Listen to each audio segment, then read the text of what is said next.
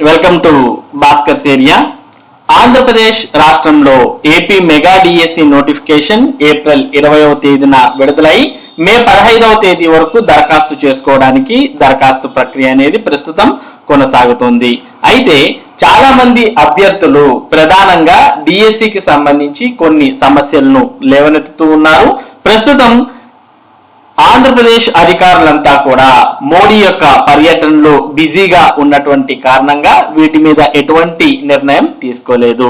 అయితే సోమ మంగళ బుధవారాల్లో ఈ విషయాల మీద చర్చించే అవకాశం ఉంది. చర్చించి వీటి మీద తుది నిర్ణయం తీసుకునే అవకాశాలు ఉన్నాయి అనే విషయం తెలుస్తోంది. ఇక ప్రస్తుతం డిఎస్సి అభ్యర్థులు ఎదుర్కొంటున్నటువంటి ప్రధాన సమస్యలు ఏంటి అంటే, మొదటిది ఏజ్ రిలాక్సేషన్, రెండవది ఎగ్జామ్ ప్రిపరేషన్ కు మరింత సమయం, మూడవది ఒకే డిస్ట్రిక్ట్ ఒకే ఎగ్జామ్ పేపర్, నాలుగవది టెట్ ఎగ్జామ్. మరి ఈ వివరాలను ఒకసారి మనం పరిశీలిస్తే చాలా మంది అభ్యర్థులు గత 7 సంవత్సరాలుగా డిఎస్సి నోటిఫికేషన్ అనేది లేని కారణంగా చాలా మంది అభ్యర్థులు వారి యొక్క వయో పరిమితి అనేది మీరిపోయారు. ప్రస్తుతం ప్రభుత్వం డిఎస్సి నోటిఫికేషన్ విడుదల చేసినప్పటికీ మరి ఆ అభ్యర్థులు దరఖాస్తు చేసుకోవడానికి వీలు లేకుండా ఉంది. కాబట్టి ప్రభుత్వం ప్రస్తుతం ఉన్నటువంటి ఏజ్ ను 44 ఏళ్ళు కాకోకుండా మరి వయసును 49 సంవత్సరాల వరకు పెంచితే బాగుంటుంది అంటూ చాలా మంది అభ్యర్థులు ప్రభుత్వాన్ని కోరుతూ ఉన్నారు. మరి ఏజ్ రిలాక్సేషన్ విషయమై ప్రభుత్వం సానుకూలంగా స్పందించాల్సిన అవసరం ఉంది. గత 7 సంవత్సరాలుగా నోటిఫికేషన్స్ లేవు కాబట్టి మరి ఏజ్ రిలాక్సేషన్ కోసం అభ్యర్థులు అడుగుతూ ఉన్నారు. ప్రభుత్వం కూడా దీని మీద ఆలోచిస్తున్న విషయం మనకు అర్థమవుతోంది. ఇక తర్వాత రెండో సమస్య ఏంటి అంటే, ఎగ్జామ్ ప్రిపరేషన్ కు ప్రభుత్వం కేవలం 45 రోజులు మాత్రమే సమయం ఇవ్వడం జరిగింది. మరి ఈ సమయం అభ్యర్థుల ప్రిపరేషన్ కు సరిపోదని మరి అభ్యర్థులు డిఎస్సికి ప్రిపేర్ అవ్వడానికి 45 రోజుల సమయం కాకుండా 90 రోజుల సమయం ఇచ్చినట్టయితే అభ్యర్థులకు ప్రిపరేషన్ కు బాగా ఉంటుందని కొద్దిమంది అభ్యర్థులు అభిప్రాయపడుతున్నారు. ఇక మూడో ప్రధాన సమస్య ఏంటి అంటే, ఒక జిల్లా ఒక ఎగ్జామ్ పేపర్.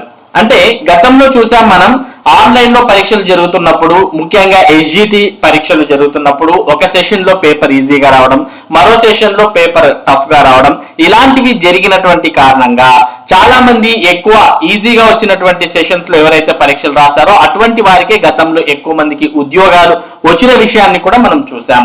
ఇవన్నీ కూడా దృష్టిలో పెట్టుకున్నటువంటి అభ్యర్థులు మరి ఆన్లైన్ లో పరీక్షలు నిర్వహిస్తున్నారు కాబట్టి ఒక్కో జిల్లాకు ఒక్కొక్క క్వశ్చన్ పేపర్ ఇస్తూ మొత్తం జిల్లా వ్యాప్తంగా ఒకే రోజు పరీక్షలు నిర్వహించే విధంగా ప్రభుత్వం ఆలోచన చేయాలి అని అభ్యర్థులంతా కోరుతూ ఉన్నారు.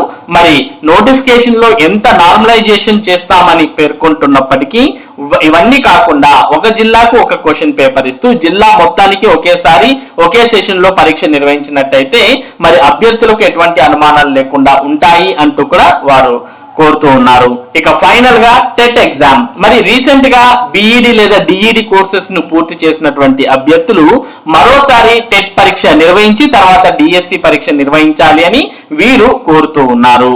మరి ఎవరైతే ఇప్పటి వరకు టెట్ క్వాలిఫై కాలేదో అటువంటి వారు రీసెంట్ గా డిఈడి బిఈడి చేసినటువంటి వారు మరి టెట్ పరీక్ష నిర్వహించి డిఎస్సి నిర్వహించాలి అని వారు కోరుతూ ఉన్నారు.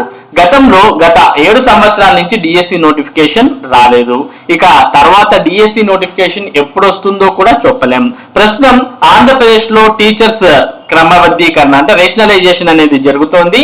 మరి ఆ రేషనలైజేషన్ లో చాలా వరకు టీచర్ పోస్ట్ కూడా సర్ప్లస్ గా మిగిలే అవకాశాలే ఉన్నాయి అని తెలుస్తోంది. కాబట్టి ఇక ఇప్పుడు కాకుండా డిఎస్సి నోటిఫికేషన్ మళ్ళీ ఎప్పుడు వస్తుందో కూడా చెప్పలేనటువంటి పరిస్థితులు ఉన్నాయి. కాబట్టి మరి అటువంటి అభ్యర్థులకు కూడా న్యాయం చేయాలి అంటే టెట్ పరీక్షను మరోసారైనా నిర్వహించాలి, లేదా ప్రస్తుతం నిర్వహిస్తున్నటువంటి డిఎస్సితో పాటే టెట్ ను కలిపి గతంలో ఏ విధంగా అయితే టెట్ కమ్ టీఆర్టీ నిర్వహించారో ఆ విధంగా టెట్ లేనటువంటి వారికి కూడా అవకాశం ఇస్తూ డిఎస్సి పరీక్షలు నిర్వహించాలి అని మరి అభ్యర్థులంతా కోరుతూ ఉన్నారు. వీటన్నిటి మీద అధికారులు కూడా మరి సమాచారం అంతా కూడా సేకరించారు. వీటి మీద మరి పాజిటివ్ గా నిర్ణయాలు తీసుకునే అవకాశం ఉంది.